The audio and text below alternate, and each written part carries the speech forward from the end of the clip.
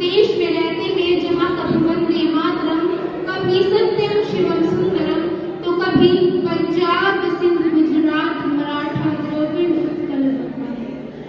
आदरणीय निर्णायक मंडल और मंच पर आसीन समस्त दर्शकों को प्रणाम। मैं शिवानी गिल सहारनपुर से आज आप सभी के समक्ष एक भारत श्रेष्ठ भारत विषय पर आप सभी के समक्ष अपने विचार लेकर उपस्थित हुए हैं। एक भारत श्रेष्ठ भारत हमारे भारत के प्रधानमंत्री श्री नरेंद्र मोदी जी ने राष्ट्रीय एकता दिवस 31 अक्टूबर 2015 को महान व्यक्तित्व स्वतंत्रता सेनानी लौह पुरुष सरदार वल्लभ भाई पटेल जी की 140वीं जयंती पर उनके जीवन से प्रेरणा लेकर यह कार्यक्रम शुरू किया था। यह हमारे लिए बहुत ही अद्भुत क्षण था। अगर हम इस एक भारत श्रेष्ठ भारत के उद्देश्य की बात करें तो हमें पता चलता है कि इसमें केंद्र शासित प्रदेश राज्य एक राज्य को दूसरे राज्य से जोड़ा गया है, जिससे हम सभी अपनी विरासत जैसे नृत्य, साहित्य, स्थापत्य, चित्रकला, पर्यटन, खान-पान, व्यवसाय आदि इन्हीं सभी सांस्कृतिक विरासतों को जान सके, पहचान सके और इसी के लिए ही इन राज्यों को एक साथ एक दूसरे के बारे में जोड़ा जाएगा। जैसे हमारे उत्तर प्रदेश को अरुणाचल प्रदेश, राजस्थान को असम, पंजाब को आंध्र प्रदेश, जिससे हमें उनकी संस्कृति का ज्ञान हो।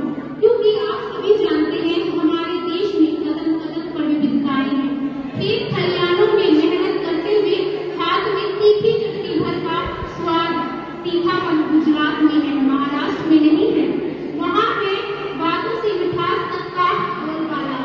पंजाब के बल्ले बल्ले, मक्के की रोटी, सरसों का साग, लस्सी का प्याला, यही है पंजाबी मस्ती। बंगाल के रसगुल्ले, जम्मू की वादियाँ, राजस्थान की गर्मियाँ, तो वही राजाओं और राजमहलों का राजपूताना है राजस्थान। और बुद्ध की शांति का है सम्मान, प्रभु श्री राम की पावनता, माँ गंगा की पवित्रता, तो वही राष्ट्रीय भाषा हिंदी का है यूपी में वास। तो यह है हमारा भारत जिसे हम युगों युगों से देख रहे हैं। और वही है नागा, त्रिपुरी, मलयालम, कन्नड़, यह 22 भाषाएं हैं दक्कन के साथ।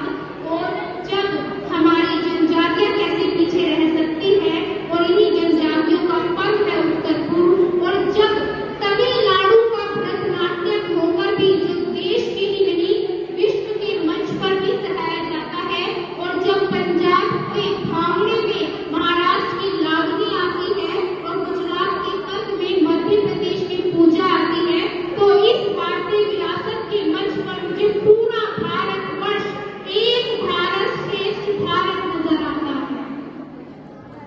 और हमारे प्रधानमंत्री श्री नरेंद्र मोदी जी ने कार्यक्रम में चलाया, जैसे तमिलनाडु और जो हमारा वाराणसी है उसको भी, उसकी संस्कृति को भी जोड़ा गया है, जिसका नाम है तमिल संगम कार्यक्रम। यह 1 महीने तक कार्यक्रम चलेगा, जो हमारे लिए बहुत ही अद्भुत है।